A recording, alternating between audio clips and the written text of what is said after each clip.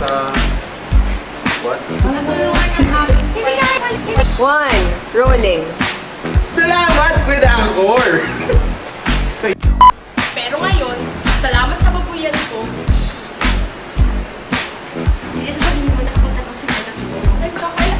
Pero ngayon, dahil sa babuyan ko, salamat at nakapagtapos na siya. Hindi na yun.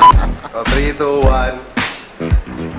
Dati, ang dalas kong mangutang sa mga kapitbahay namin. Pero ngayon, dahil sa babuyan ko, ako na nangungutang.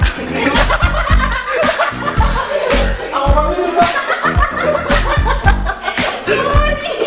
Ano yung line? Ako na yung pinapautan. Ako na yung nagpapautang ngayon. Ako na yung nangungutang. Ako pa rin naman.